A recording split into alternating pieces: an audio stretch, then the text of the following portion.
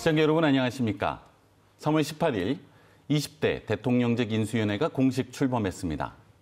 대선 공약을 국정 목표로 구체화하기 위한 논의가 시작된 가운데 지역 공약을 국정 과제에 반영하기 위한 지역 차원의 경쟁도 본격화되고 있습니다. 오늘 시시각각에서는 충청권 대선 공약을 국정 과제에 반영하고 이를 실행하기 위한 지역사회의 과제가 무엇인지 네 분의 전문가와 집중 분석하도록 하겠습니다. 함께 하실 분들 소개해드립니다. 이명수 국민의힘 국회의원 자리하셨습니다. 네, 반갑습니다. 이택구 대전시 행정부시장 자리하셨습니다. 반갑습니다. 지역발전특위위원으로 인수위원회에 참여하고 계시는 육동일 충남대학교 명예교수 자리하셨습니다. 네, 안녕하십니까? 이상선 국가균형발전 충청권 공동대책위원회 공동대표 함께하겠습니다. 네, 반갑습니다. 먼저 준비한 영상 보시고 시작하겠습니다. 윤석열 당선인은 대전을 4차 산업혁명 특별시로 만들겠다며 중원 신산업벨트 구축과 경제자유구역 지정, 제2연구단지 조성 등을 약속했습니다. 세종은 행정수도를 넘어선 실질수도를 목표로 청와대 제2집무실 설치, 세종의사당 개원 등을 공약했습니다. 충남에는 중부권 동서횡단철도 건설과 서대전역에서 내포역까지 복선 전철 추진, 수도권 공공기관의 충남혁신도시 이전 등을 내세웠습니다. 공약에 포함되지는 않았지만 항공우주청 대전 유치와 충청권 지방은행 설립 등도 지역에서 놓칠 수 없는 사안입니다. 충청권 4개 시도는 당선인의 세부적인 약속이 구체화되기 위해선 지방분권과 국가규정 발전이 기저에 깔린 국회 양원제와 행정수도 명문화 개헌, 2단계 공공기관 이전이 최우선 국정과제가 돼야 한다는 입장입니다. 대통령직 인수위원회는 새 정부 국정과제 선정과 관련해 5월 초 대국민 발표를 목표로 검토에 들어갔습니다. 우선 이달 말까지 분과별로 국정과제를 검토하고 4월 4일 1차 선정, 4월 18일 2차 선정을 거쳐 4월 25일 최종안을 마련한다는 계획입니다. 이어 5월 2일 전체 회의에서 국정과제 확정안을 보고한 뒤 윤 당선인이 5월 4일에서 9일 사이 국정과제를 직접 확정 발표할 예정입니다. 현실적으로 윤 당선인이 공약한 모든 사안이 국정과제에 포함되기 어렵기 때문에 각 자치단체별로 대선 기간 약속했던 지역 공약의 국정과제화를 위해 총력전을 펼치고 있습니다. 새 정부가 첫 국무회의를 세종에서 열기로 하는 등 충청권에 공을 들이고 있는 만큼 지역 공약들이 국정과제에 상당수 포함될 거란 기대도 있지만 국정과제를 선정하는 인수위에 지역 인사가 부족한 점 등은 취약점으로 꼽히고 있습니다. 시시각각 김지훈입니다. 대통령직 인수위원회는 2003년 대통령령에서 법제화된 이후에 이 대선 공약을 국정 목표로 구체화하는 아주 중요한 기능을 해왔습니다. 자, 윤석열 정부의 출범을 준비하는 인수위원회의 국정과제 수립 기준과 방향이 무엇인지 이명수 의원님과 육동일 교수님께 먼저 질문 드리겠습니다. 예, 우선 이번 인수위가 과거 역대 어느 새 정부보다 가장 빠르게 구성이 돼서 속도감 있게 지금 진행하고 있다는 것 자체가 중요하고요. 또 과거에 보면 인수위원장 중심으로 했는데 이제는 이제 당선이 직접 이 업무를 챙기고 회의도 주재하고 있다는 것도 다른 점이고 아까 여러 가지 일정이 있습니다만 일정에 맞게 체계적으로 정말 밤늦게까지 불이 꺼지지 않고 진행되고 있다는 점 말씀을 좀 드리고요. 모두가 이렇게 새로운 이제 정권 교체라고 하는 그런 이제 국민적 소망을 담아서 이번에 새 정부가 출범하게 됩니다. 그래서 무엇보다 당선인이 새 정부에서 하고자 하는 공약 사업의 우선 검토가 돼야 될 것 같고요. 그다음으로 지금 말씀하신 우리 지역 공약을 이제 과거에는 대체로 이제 별도 과제나 이런 마치 부차적인 걸로 취급을 했는데 이것도 본 과제로 똑같이 취급해야 된다는 건 지역 여러 가지 과제 문제. 또 세 번째는 소위 지금 이 북한 핵이라든가 또 여러 가지 지금 오미크론 문제 또 지금 당장 시급한 산불이라든가 이 민생 현안과 관련된 긴급 현안 과제 그리고 중요한 것이 우리가 대체로 과거의 인수위가 단기 과제 중심으로 했습니다. 5년 동안 할 거를 하는데 이번에는 이제 중장기 과제, 예를 들면 저출산 고령화라든가 여러 가지 중요한 국가적 아젠다를 포함해서 비록 10년 이상 되는 과제지만 그걸 이 5년 동안에 우리 윤석열 당선이 어떻게 추진할 건가 그런 것들을 포함하고 끝으로 지금까지 제기되는 새로운 과제를 국민들도 직접 소통을 통해서 받아들이거나 그리고 다른 후보가 약속했던 사항 중에 정말 필요하다고 생각이 되고 공감이 되는 과제, 그건 함께 포함이 되는 걸로 이렇게 저는 파악하고 있고 그런 방향으로 노력하고 있다고 알고 있습니다. 네. 자, 인수위에 직접 참여하고 계시는 육동일 교수님께 의견 듣겠습니다. 네. 그 인수위 내에 존치하고 있는 그 지역균형발전 특별위원회가 지난 목요일 날 출범을 했습니다. 이제 위촉식과 함께 대통령 당선인을 모시고 첫 회의를 했습니다. 근데 저희들이 굉장히 그 고무되었던 것이 그 윤 당선자께서 이 지역 균형 발전에 대해서 아주 확고한 의지를 가지고 계셨어요. 이를테면은 윤석열 정부는 지방의 시대다 이렇게 하고 또 지방의 발전이야말로 곧 국가의 발전이고 지역 균형 발전이 국민 통합이다 이렇게까지 강조하셨고 그다음에 이제 이 지역 균형 발전 특별위원회는 다른 인수위의 다른 조직과는 달리 대통령 임기 내에 쭉 지속이 되면서 지역 균형 발전과 자치 분권을 더 강력하게 추진할 뿐더러 각 그 선거 과정에서 약속한 지역의 공약들을 이제 다듬고 뭐 우선순위를 정하거나 또는 각 공약이 이제 다른 지역하고 좀 마찰하는 부분이 있잖아요.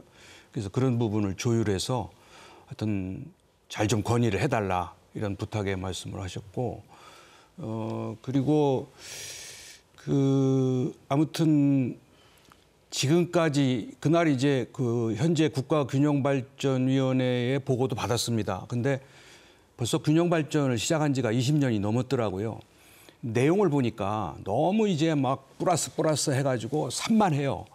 국방 외교 빼놓고 다 있더라고요. 근데 실질적으로는 우리가 피부에 닿는 성과가 뭐가 있었는지에 대해서는 아주 이렇게 그 공감을 하기가 어려운 부분이 있었습니다. 그래서 앞으로 그 새 정부에서 국가균형발전은 새로운 청사진 또 그거를 수행하는 새로운 틀을 만들어서 우리 지역과 국민이 체감할 수 있는 성과를 낼 수 있도록 그렇게 준비를 할 각오를 이야기하고 돌아왔습니다. 네. 자, 인수위의 운영 방향에 대해서 말씀을 해주셨는데요. 우리 이태구 부시장님과 이상선 대표님께는 이 새 정부의 국정 철학, 또 국정 목표 어떤 방향에서 검토되어야 할지 의견 여쭙도록 하겠습니다. 부시장님. 대선 기간 중에 그 각 지역이 여러 그 지역 공약들을 많이 건의했고 그 중에 상당수가 이제 지역 공약으로 반영이 됐는데요. 이게 이제 국정과제화가 된다 하더라도 부처심이라든가 예비 타당성 검토라든가 이런 것들을 다 거쳐야지 이제 사업이 실현될 수 있는 동력을 얻기 때문에 이런 과정에서 지역 공약들이 상당수 탈락될 가능성이 있습니다. 왜 그러냐 하면은 예를 들어서 예타 제도만 하더라도 수도권 지역에서 벌어지는 사업들은 예타가 잘 나올, 그러니까 BC가 잘 나올 가능성이 높지만 지역에서 추진하는 사업들은 수도권에 비해서 예타에서 BC가 잘 안 나올 가능성이 높거든요. 그렇다 보니까 지역 균형 발전 차원에서 그걸 고려해서 수도권과는 예를 들어서 BC라든가 이런 예타 기준 같은 것도 좀 다르게 적용을 시켜야지 그 사업들이 실제로 실현될 가능성이 높다. 그래서 지역 균형 발전에도 기여할 수 있다는 측면에서 본다면 그러한 좀 인수위원회에서 단순히 지역이 잘할 수 있는 사업들을 국정과제화로 분류하는 작업뿐 아니라 근본적으로 지역 균형 발전에 기여할 수 있도록 지역 그 공약 사업이 잘 실현될 수 있는 그런 제도적인 보완 이런 것들 좀 있어야 되지 않겠는가 그런 생각을 가지고 있습니다. 네, 아주 현실적인 쟁점에 대해서 지적을 해주셨습니다. 이상선 대표님. 예, 저는 아까 그 앞서서 두 분 말씀하신 거에 대해서 지금 다행스럽게 차기 정부는 인수위 가동이 된다. 지금 현재 문재인 정부는 현직 대통령이 탄핵되는 그런 비상사태에서 인수위 가동 기간이 없었던 그런 아쉬움이 있었는데 다행스럽게도 새로운 정부는 인수위를 거친다는 것이 한편으로는 다행스럽다. 그리고 또 육동일 교수님께서 말씀하신 국가균형 발전은 지역에서의 오랜 과제거든요. 그동안에 아까 말씀하셨듯이 한 20년의 역사를 가지고 있으면서도 실제로 국가균형위와 분권위가 무엇을 실행을 했는지에 대한 성과가 굉장히 미미하거든요. 그것은 한계가 있었기 때문입니다. 의상 자체를 행정위원회로 실질적 권한을 행사할 수 있는 그런 위원회로 좀 개편을 해야 된다는 말씀을 우선 전제로 드리고요. 그리고 이제 인수위 국정과제 기준과 수립을 그런 차원에서 보면은 저는 그 윤석열 그 당선인이 당선 일성으로 국민 편가르지 않고 통합 정치하겠다 그런 말씀을 하셨거든요. 저는 그리고 여기에 그런 발언을 할 수밖에 없는 선거 결과 구조가 불과 2위 후보와 0.73%의 그 표차 아주 신승한 의미가 있습니다. 구체적으로 보면 윤석열 후보를 지지한 표가 48.6%, 그게 1,639만 4천여 명입니다. 그다음 2위로 낙선한 이재명 후보에는 47.8%, 1,614만 7천여 표. 여기에 함의가 들어있다는 생각이 듭니다. 결코 앞으로는 그 이 0.73% 차로 이긴 부분에 대해서 앞으로 윤석열 정부가 펼쳐나가야 될 통합의 정치, 화합의 정치가 여기에 담겨 있다는 생각이 들고, 아쉽게도 우리 선거제도에는 승자 독식, 다만 1표라도 이기면은 이기는 겁니다. 그리고 나머지는 다 사표로 처리가 되어 왔고 그렇게 해왔거든요. 앞으로 그리고 현재 여야 구도를 보면 앞으로 2년 후반기 국회를 맞을 후반기 국회의원 구도도 여소야대 대단히 어려운 상황입니다. 그래서 사실은 이 통합과 뭔가 좀 그 협치를 하지 않으면 윤석열 정부 5년 내내 그 혼란만 초래할 그런 여지가 있다. 그래서 그런 차원에서 지금 인수위의 그 정책 마련이라든가 이런 것들이 정말 진지하게 검토를 해야 된다 하는 그런 말씀을 전 우선 시작을 하고 싶습니다. 네, 인수위의 과제에 대해서 아주 중요한 지적을 해주셨는데. 네, 맞습니다. 제가 잠깐 덧붙여서 한 말씀만 드리면, 앞으로는 이제 이 신정부도 결국은 자치분권하고 균형발전 시대로 간다는 것이 아주 확고한 이제 약속이거든요. 근데 그동안의 이 자치분권과 균형발전이 추진되는 체제를 보면 이게 대통령 소속 위원회, 그렇죠. 자문위원회에 불과합니다. 네, 자문성. 그렇기 때문에 집행력과 실행력이 없어서 결국은 용두사미로 뭐 굉장한 포부를 가지고 크게 시작을 했다가 말미에 가면은 아주 초라한 성과를 내는 그러한 반복된 이 문제가 지속이 되어 왔거든요. 그래서 이번에야말로 그야말로 이제 이를테면 뭐 공공기관 분산만이 아닌 기업과 교육과 신산업과 뭐 의료와 이런 것들이 지방에 골고루 분산이 돼서 실질적으로 주민들의 삶의 질이 증진될 수 있는 그런 균형 발전을 이제 만들 때가 됐다. 이제 그런 차원에서 추진 체계에서부터 이제 뭐 정책이라든지 이런 것들을 총체적으로 한번 다듬어 볼 그럴 계획을 가지고 있습니다. 네, 아이고. 육 교수님께서 그러게요. 답변까지 해주신 것 같습니다. 크게 기대를 하겠습니다. 네, 국정 운영 목표를 설계하는 데 그치지 말고 이 국정 운영 전반에 체계적인 어떤 보완도 필요하다라는 말씀을 해주신 것 같습니다. 중요한 말씀이었고요. 자, 인수위원회가 해결해야 될 중요한 과제 중에 하나가 이 광역자치단체마다 이 지역 현안을 인수위의 어떤 국정 과제로 포함하기 위한 경쟁을 어떻게 조정할 것이냐라고 하는 현실적인 문제가 될 것 같습니다. 일단 육동일 교수님과 임용수 의원님께는요, 이 국정 과제에 반영할 지역 현안들을 어떻게 수렴하고 있는지 먼저 질문을 드리도록 하겠습니다. 말씀하시죠. 육동일 교수님께 먼저 질문드립니다. 지난 선거 기간에서 각 후보들이 이 지역에서 많은 공약을 쏟아냈습니다. 뭐 때로는 좀 포퓰리즘 공약도 있을 수 있고요.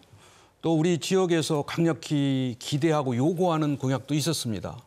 우리 뭐 대전 지역만 하더라도 뭐 이를테면은 우리 제2대덕연구단지를 조성하는 문제라든지 또 방위사업청을 유치를 해서 그 이제 국방 기술의 요람으로 만든다든지 또 최근에 우리가 관심을 갖는 부분이 이 보은 테마파크 조성 문제라든지 이런 대전이 4차 산업특별시가 되고 또 과학기술의 요람이 되기 위한 그러한 공약들이 많이 제시가 됐습니다.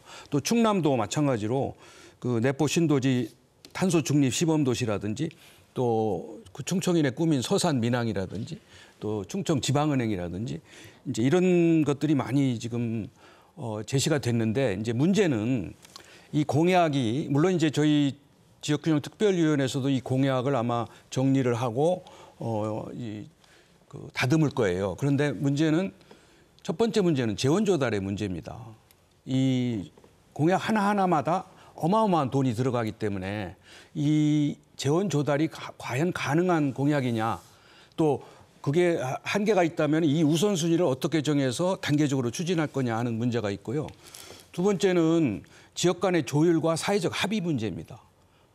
우리가 최근에 우주 항공청 문제를 놓고 우리 대전과 경남하고도 약간 그 경쟁 관계에 있는 거고요. 또 육사 이전 문제도 약간의 이제 그 갈등 문제가 있었고요.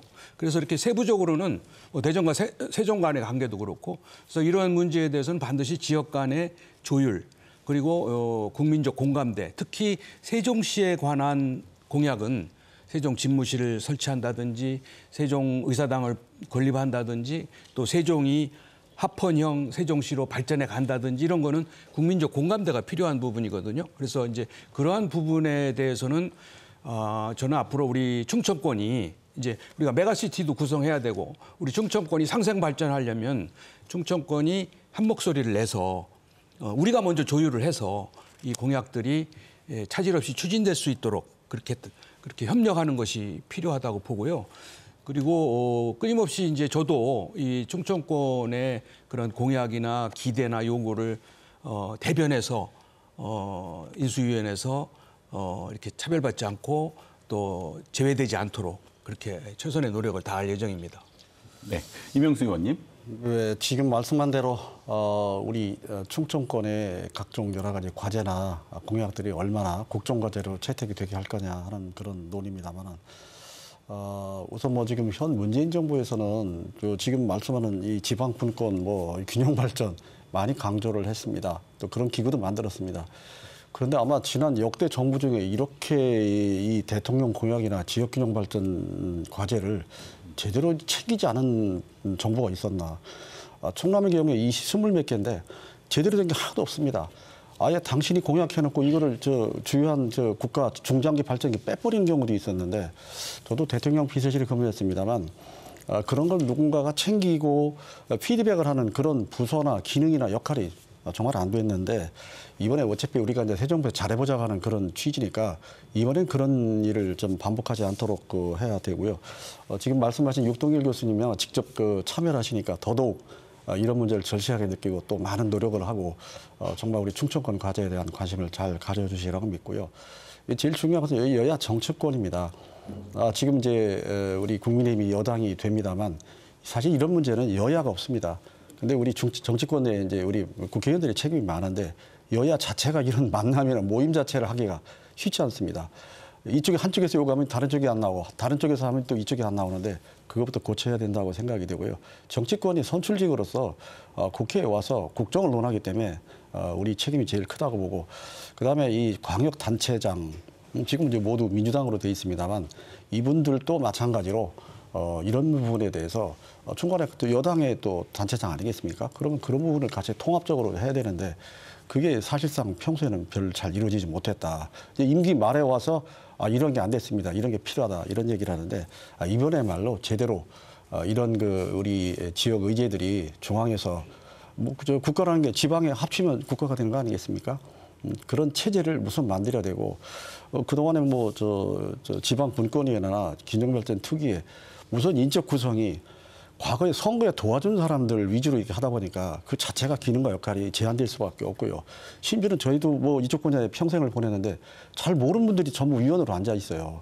그런 것도 문제가 돼서 이런 것들을 좀 이번에는 개선을 해서 제대로 일할 수 있는 그런 균형 발전에도 만들고 또 그런 것을 중간에 점검을 해서 뭐가 잘못됐는지 어떻게 해야 되는 건지 그런 것들을 좀 해야 되고 아까 우리 이태규 부시장 말씀하신 예타 문제도요. 예타 면제가 되면 안 됩니다. 이걸 정치적으로 면제해서 되겠습니까? 다만 예타입 방법론은 아마 바꾸도록 저는 건의를 하고 있습니다. 지금처럼 하는 예타입 방식은 정부가 의도한 대로 끌려가고요. 수도권 중심의 여러 가지 예타가 가능하도록 이렇게 돼 있습니다. 그래서 그런 부분을 예타가 KDI가 주로 맡아서 하고 있는데 그 예타입 그 내용이나 방법을 바꾸는 것부터 해야지 지방의 경우는 예타를 통과하기 어려워요.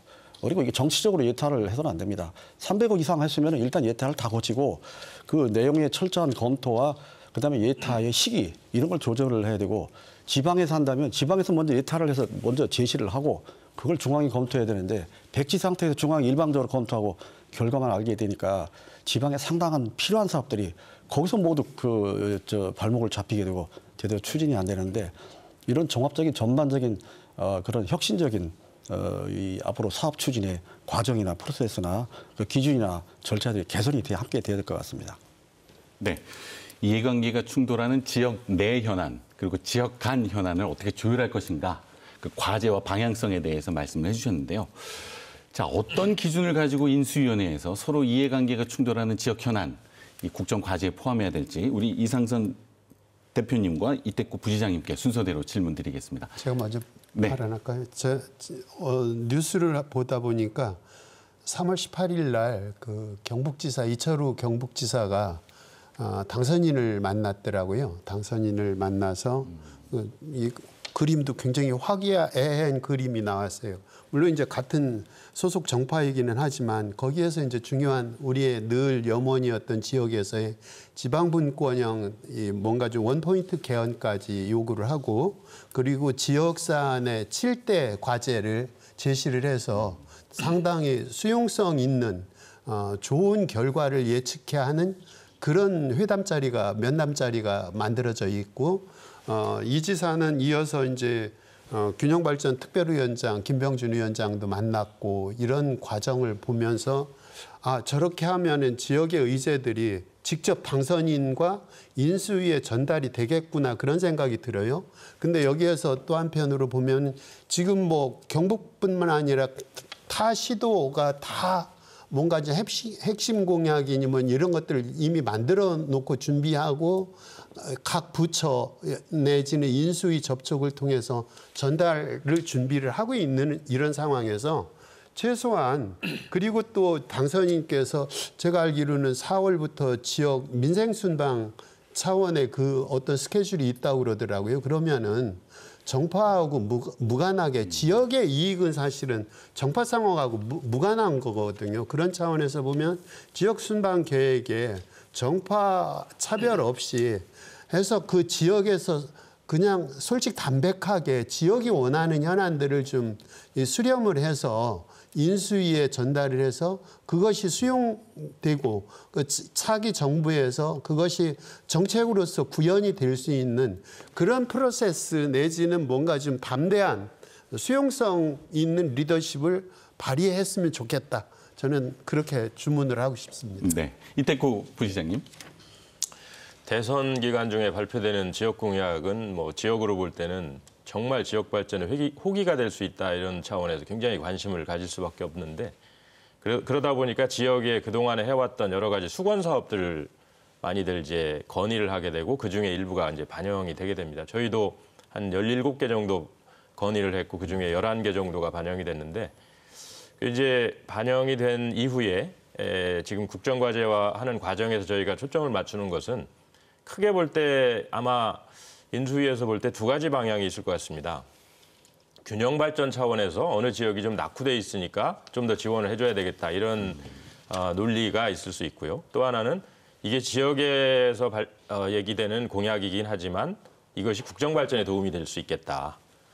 그래서 그 두 가지 논리를 다 가지고 지금 저희가 준비를 하고 있고요. 특히 두 번째 논리.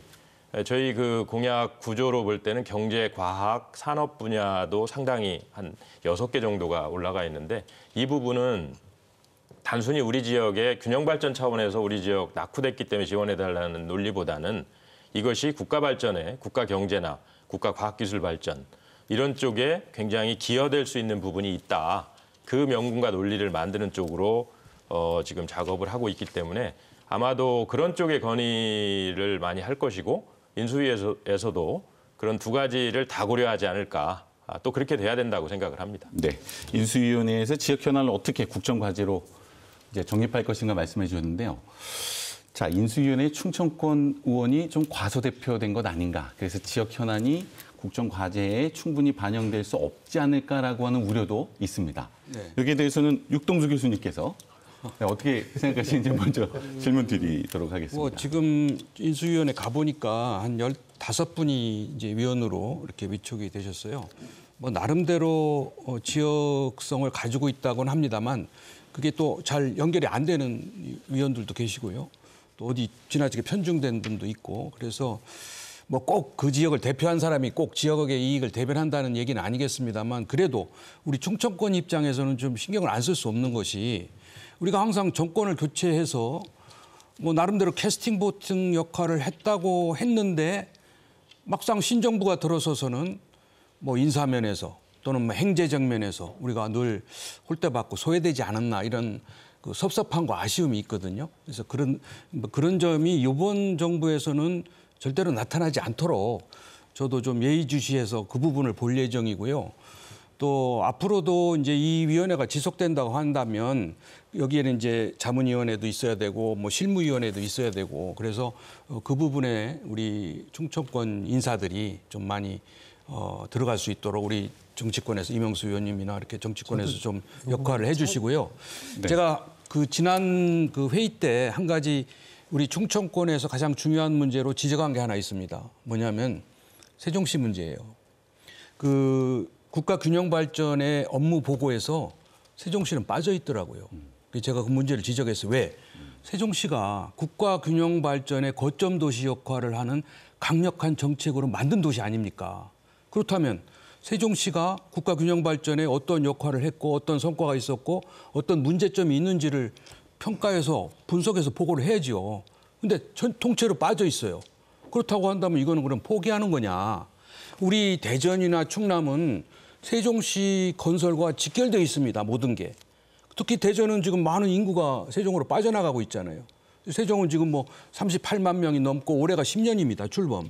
그런데 세종시가 저렇게 기형적으로 자리를 잡지 못하면 우리 충청권도 같이 더불어서 상생원 고사하고 같이 뭐 이렇게 잘못될 가능성이 크다. 그런 점에서 이제 세종시를 어떻게 하면은 길 잃은 세종시를 바로잡게 하느냐. 국가 균형 발전의 거점 도시로서 위상을 재정립하고 지금 그 잘못되어 있는 공공기관 이전만의 그런 분산이 아닌 새로운 실질적인 그 역할을 해줘야만이 그거에 따라서 우리 대전, 충남, 충북이 같이 동반 발전할 수 있다. 이 점에 대해서 우리가 같이 지혜를 모아야 됩니다. 지금 시점에서는. 네. 자, 대전 충남에서 유일하게 인수위원회에 참여하고 계신 육대열 교수님의 말씀이 있었는데요. 우리 이상도 대표님. 예, 저 두 가지 말씀드리겠습니다.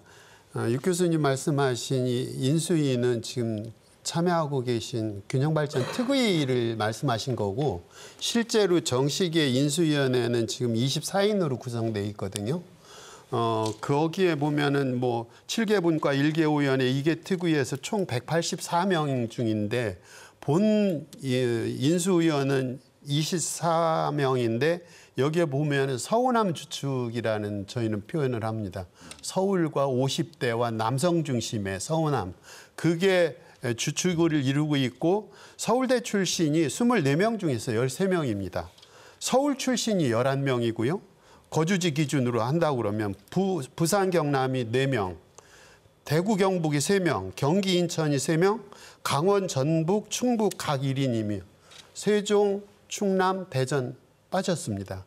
서운하죠. 사실은 어찌 보면 선거 결과 보면 결정적으로 충청권 표심이 작동이 된 부분도 있을 텐데 이런 인적 구성에서부터 뭔가 좀 서운함이 묻어 있다는 것은 시정해야 될 지점이 아니겠는가. 인수위 과정에서도.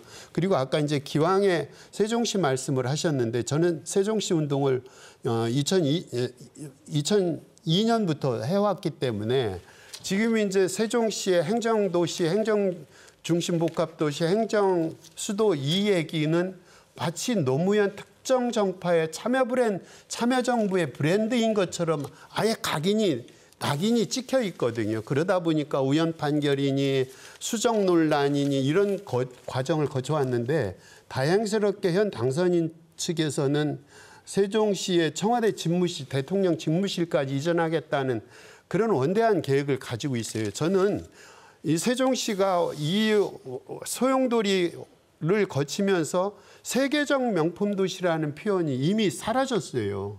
그래서 사실은 이 정부, 새로운 정부가 결심만 한다 그러면은 세종시를 대통령 집무실도 오고 국회의사 등도 빨리 건립해서 완벽한 정치행정 수도로 귀결시킨다면은 저거는 누구 특정 정파의 브랜드가 아니라 모두 함께 건설한 대한민국의 수도다, 실질적 수도다. 이렇게 작품이 이어졌으면 좋겠다. 그 기대감을 갖고 있습니다. 야, 인수위원회가 해결해야 될 과제가 너무너무 많은 것 같습니다. 자, 자연스럽게 국가 균형 발전과 지방 분권을 위한 과제 주제로 이제 넘어올 수 있었는데요. 자, 지난 선거에서 충청권 4개 시도지사는 이 국회 양원제, 행정수도 명문화, 그리고 공공기관의 혁신도시 이전과 같은 공약을 충청권 대선 공동 공약으로 제시한 바 있습니다. 그 배경과 또 이번 인수위에서 어느 정도 비중으로 다뤄질지 이명수 의원님과 이태국 부시장님께 먼저 질문드리도록 하겠습니다. 의원님. 그때 뭐 앞에 얘기를 잠깐 안 드릴 수 없는데 우선 이번에 우리가 뭐 충청권이 소외됐다는 얘기를 많이 하고 있는 것 중에 인적 여러 가지 그 발탁이나 그런 것이 많이 적었다 하는 얘기를 우리가 우선 문재인 정부에서 말씀 안 드릴 수 없는데 아마 역대 정부 중에 5년 동안 충남 출신의 장차관이 한 명도 없던 시대는 아마 이번이 처음인 것 같습니다. 어쩌면 이럴 수가 있는가. 지금 인수위에 누가 들어가냐 안 들어가냐 문제가 아니라 5년 동안 적어도 장차관이 5, 60명입니다. 한 명 차관급은 있었습니다. 그렇지만 정작 장관 차관이 한 명도 없었던 5년 동안의 문재인 정부. 그때 서운함을 제대로 표현 못하고 지금 우리가 인수위 문제 가지고 얘기할 건가 싶은데 우선 인수위에서는 뭐 저희가 볼 때도 능력과 전문성 위주라고 하는데 정말 우리한테 우리 후배나 우리 자식이나 능력과 전문성 있는 사람이 없느냐.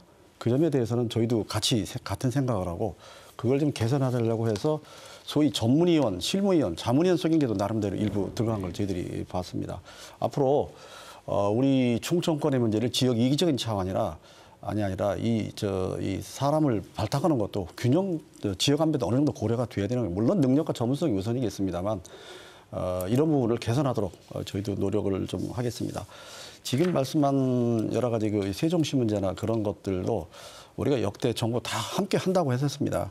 그런데 실제 그런 처음에 내건 그런 공약과 또 계획에 비해서 나중에 성과는 용두사미식으로 이렇게 많이 됐는데 이번에 이제 인수위원회에 균형발전 특위가 생기면서 세종 TF팀을 따로 만들어서 아까 말씀한 뭐 여러 가지 대통령 집무실이라든가 국회 분원 만드는 거 그건 한다고 그러는데 그건 이미 이제 돼서 한 거고 윤 당선자도 첫 번째 국무회의를 뭐 세종시에서 하겠다 이렇게 말씀하는데 그거와는 별개로 정말 세종시가 세계적인 명품 도시를 만들겠다고 처음에 시작을 했는데 지금 세계적인 명품 도시가 아니라 국내에서도 별 그렇게 주목받는 도시가 못 되고 있어요. 그렇다면 여기에 관한 우리 정치 행정적 노력이라든가 이런 게 미흡한 게 아니야. 우선 우리 충청인 스스로가 이런 문제 함께 인식을 하고 여기 여야가 없습니다. 그래서 이런 문제를 함께 공동으로 우리가 대응해 나가고 중앙에 얘기할 건 얘기하고 우리가 추진할 건 추진하고 해야 되는데 그런 분위기가 아니고 여기 지방에서 중앙과 똑같이 여야로 나뉘어서 각자의 목소리만 내는 게 좀 아쉽습니다. 지금 말씀한 그 4개 시도지사 여러 가지 낸 거 맞는 말씀이고 뭐 정치적인 뭐 국회 양원제나 이런 문제는 별개로 하고 어쨌거나 이 충청권이라고 하는 이런 그 큰 초광역권을 어떻게 움직일 건가 좀 더 좀 적절한 능력으로 움직이지 못한 부분이 있습니다. 지금 어느 여기 보면 부울경이나 뭐 전남, 광주 다 소위 메가시티를 초광역적인 여러 그런 이 발전 권역을 삼고 있고 상대적으로 반대에서는 또 지방 소멸 얘기로 또 이 굉장히 큰 신음을 하고 있습니다. 그러면서 지역 경제는 점점 위축이 되고 그러는데 이 전체를 함께 맞물리는 그런 걸로 봐서 빨리 우리가 중앙에서 얘기하기 전에 우리가 먼저 찾아가고 아까 우리 경북지사 얘기한 것처럼 우리가 먼저 나서야 돼요. 이런 노력을 누가 해야 되냐. 우선 광역단체장, 지역 국회의원 우선 함께 좀 여야 없이 나서는 그런 것이 필요하고 단순히 집무실 오고 무슨 의사당 생기는 게 그건 외형적인 개념 실질적인 균형 실질적인 충청권에 대한 여러 가지 새로운 미래에 대한 어떤 발전 계획에 대한 추진 그런 게 우선적으로도 함께 돼야지 외형적인 그런 그 명문화 완성 이것만 너무 정치적으로 매달 일은 아니라고 봅니다. 네, 우리 이태국 부시장님. 지금 뭐 세종시 중심으로 말씀 많이 해주셨는데 혁신도시 관련해서 조금 말씀을 드리겠습니다. 혁신도시는 사실은 우리 대전하고 충남은 후발주자로 이제 들어가게 됐는데 2020년에 혁신도시로 추가 지정이 됐습니다만은 아직 공공기관 이전에 대한 구체적 그림이 안 나와서 사실은 혁신도시라는 거는 공공기관 이전을 담을 그릇을 만드는 그런 제도이기 때문에 그 후속적으로 공공기관 이전에 대한 그 밑그림이 나와줘야 되는데 그 부분이 아직 안 나와서 지역민들이 상당히 좀 불안해하고 있는 것 같습니다. 사실 2019년도부터 제가 1년 반 정도 혁신도시 추진단의 그 지원국장으로 근무를 했었는데 그때 혁신도시 시즌 1으로 10개 혁신도시에 이전했던 기관들을 보면은 그 지역성하고는 관련이 없는 그냥 이 안분 차원에서 이전이 되다 보니까 예를 들어서 한전이 나주에 간다거나 뭐 도로공사가 김천에 간다든가 이런 것들이 그 지역의 역량이라든가 뭐 그 잠재력 이런 것들을 살릴 수 있는 방향으로 이전이 안 되고 그냥 배분하는 형태 그렇게 이전이 됐더라고요. 이번에 이제 시즌 2로 이전을 앞두고 있는 그런 대상 기관이 얼마나 되는지 아직 정확히 나오진 않고 있습니다만은 이번에 시즌 2로 공공기관 이전된다면 그 지역이 잘할 수 있는 어떤 역량이라든가 잠재력 이런 것들을 바탕으로 해서 우선적으로 고려가 좀 되고 그 이후에 아무 지역으로 가도 그냥 지역 균형 발전 차원에서 큰 틀에서 도움이 되겠다 이런 기관들은 안분 차원이 돼도 뭐 상관이 없을 수 있겠지만은 지역성하고 연결이 되지 않는다면 지역의 혁신과는 좀 동떨어질 수 있거든요. 그래서 그런 차원에서 공공기관 이전 혁신도시 시즌 2도 진행이 돼야 될 것 같고요. 사실은 충남하고 대전이 소외된 부분도 세종시 때문에 사실은 혁신도시 지정에서 배제됐고 대전은 공공기관 이전이 이미 많이 됐기 때문에 빠졌던 부분이 있습니다. 그래서 그런 부분들을 저희가 어떻게 풀어내느냐 그리고 세종시와의 연계 속에서 어떻게 혁신도시에 의해서 이전되는 공공기관을 지역발전으로 연계시킬 수 있느냐 이 부분에 대해서 지속적으로 관심 갖고 지혜를 모아 나가야 될 부분이라고 생각합니다. 네, 이 두 분께서 공통적으로 이 지방 균형 발전과 지방 분권을 위한 과제 그리고 충청권의 과제에 대해서 지적해 주셨는데요. 우리 육동일 교수님께는 우리 지방 균형 발전 특위에서 어떻게 정책적인 방향을 검토하고 계신지 질문을 드리고요. 우리 이상선 대표님께는 우리 차기 정부의 과제가 무엇인지 어떤 의견을 듣도록 하겠습니다. 육동일 교수님. 네, 우선 그 혁신도시에 따른 공공기관 지방 이전 문제를 지금 거론하셨는데 2019년에 153개를 끝으로 해서 일단 중단이 됐고 그 후에 뭐 시즌 2로 해서 뭐 100여 개, 뭐 200개 뭐 이제 추진 중에 있다고 하는데 아직 진행은 안 되더라고요. 근데 저희들도 엊그제 그 얘기를 했습니다만 공공기관이 이전이 정말 기대한 성과를 가져왔느냐 하는 측면에서 좀 회의적이더라고요. 뭐 공공기관만 이전했지 출퇴근은 또 따로 하고 있고 그 혁신도시를 통해서 말하자면은 일자리를 창출하고 지역 인재를 끌어들이고 또 기업을 유치하고 이런 게 같이 이어져야 되는데 탈랑 공공기관만 이전했단 말이죠. 그래서 이거는 근본적으로 재검토가 필요하다. 한번 철저하게 분석을 해서 그래서 실질적인 이제 정주 요건까지 개선을 해서 실질적으로 사람들이 살아서 기업도시 또는 혁신도시의 면모를 갖추도록 해야 된다는 것이 이제 저희가 판단한 지금 입장이고요. 지금 현재 뭐 이 그 지역균형 특위는 이제 거의 뭐 매일 아마 이제 회의를 하면서 보고를 받고 검토를 할 거예요. 그리고 필요한 경우는 이제 또 여러 곳에서 자문을 받고 그렇게 해서 제일 지금 하는 기본적인 생각이 뭐냐면 발상의 전환입니다. 기존 거를 그대로 이어서는 안 하겠다.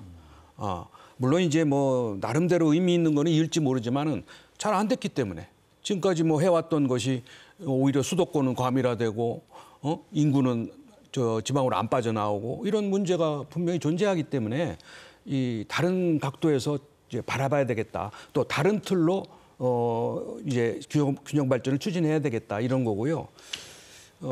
그리고 이제 그 아까 이제 자치분권과 균형 발전 문제도 사실은 지금 이원화돼 가지고 각자 추진하고 있는데 이것도 따로 이게 연계가 안 됐기 때문에 문제가 많습니다. 그래서 지역 균형 발전이 실질적으로 이루어지려면 선지방 분권이 돼야 되거든요. 그래야 지방 주도의 발전이 되는 거 아니겠습니까? 그래서 그런 문제도 이제 통합의 필요성을 좀 느끼고 있다는 거고, 끝으로 그 세종시 문제입니다. 세종시가 이제 우리 의원님 말씀대로 TF도 구성을 할 예정인데, 그 세종시가 본연의 모습, 애초에 국민이 기대하고 그 많은 노력과 돈을 들여서 만든 도시의 목적에 맞게끔 이 이탈된 궤도를 재탐색해서 올바른 길로 가도록 만들어야 이 주변에 우리 충청 지역이 같이 상생할 수 있고, 나아가서 국민적 공감대가 돼야 헌법 개정을 통해서 행정 수도가 완성이 되는 겁니다. 근데 지금 윤당전자께서는 오히려 행정 수도에서 행정까지 빼서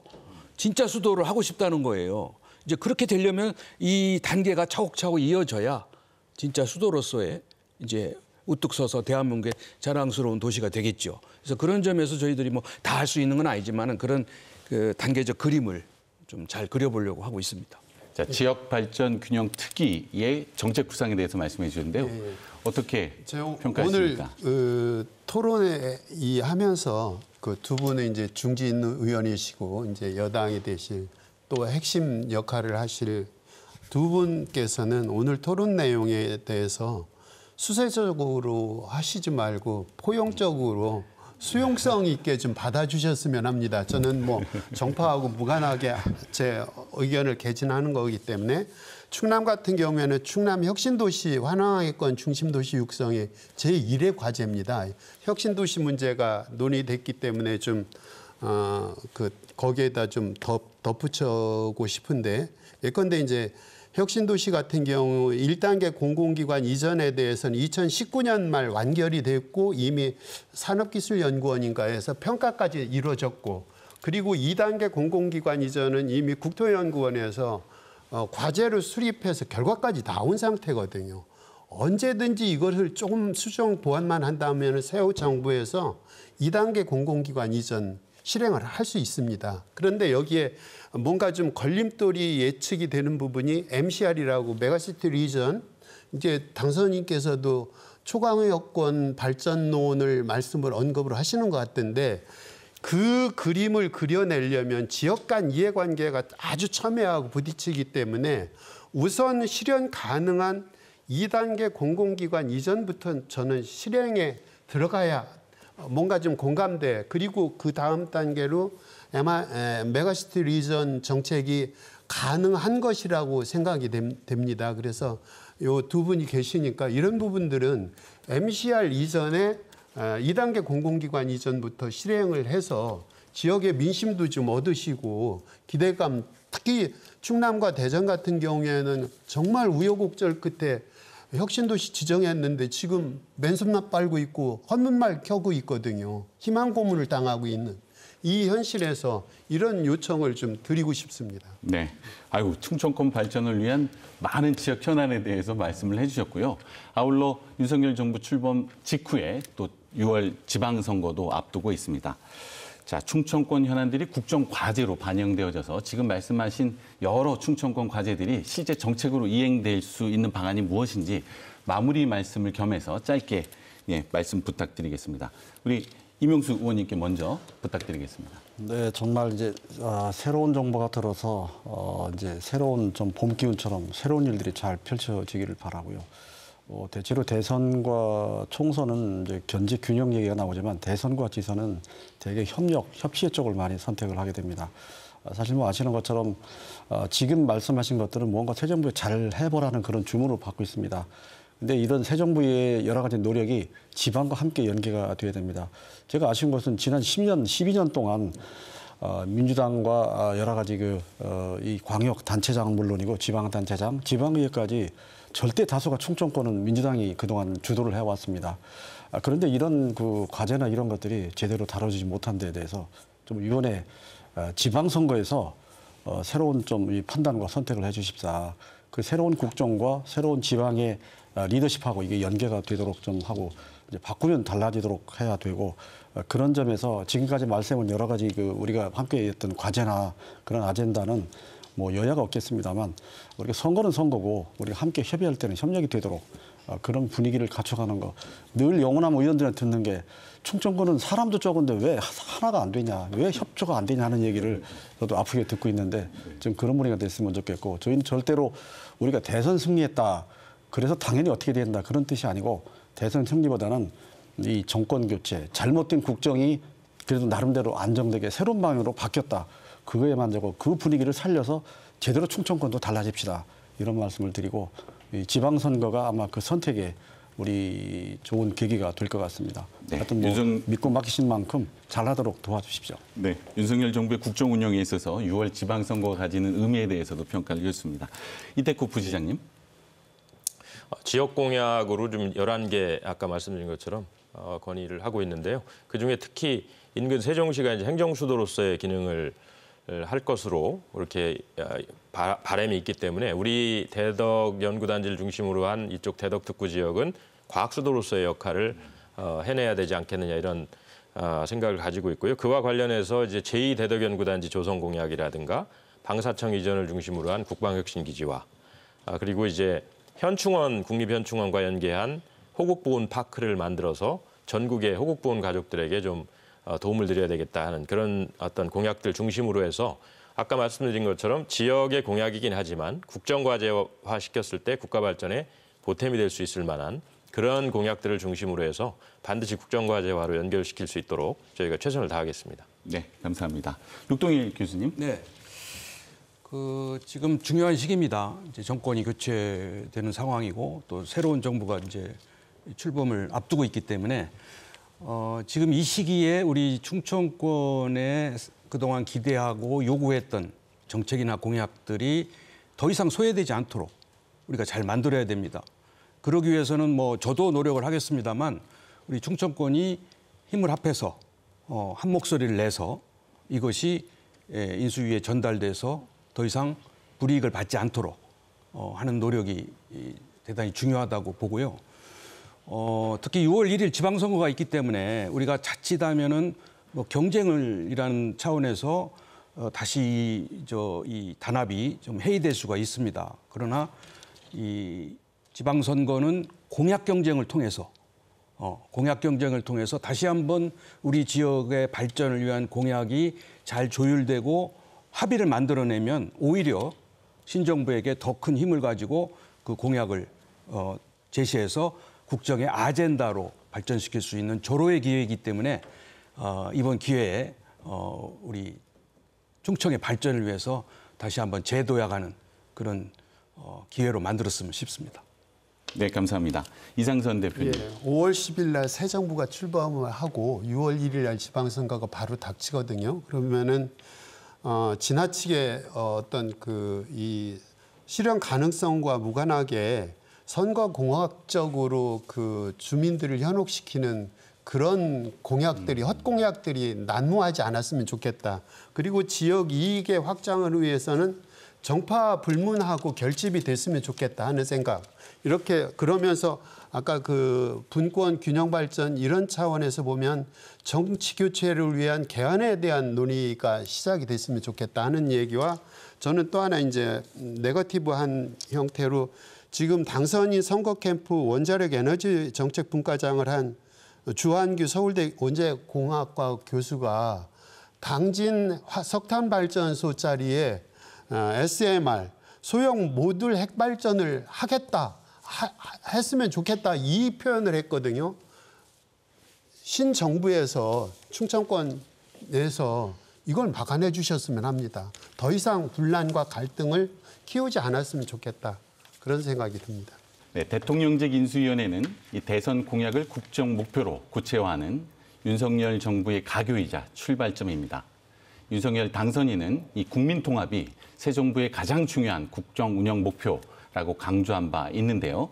인수위원회가 사회 통합과 지역 발전을 위한 윤석열 정부의 청사진을 설계하기를 기대해 보겠습니다. 대전 MBC 시각각 오늘은 여기까지입니다. 함께해 주신 여러분 감사드립니다.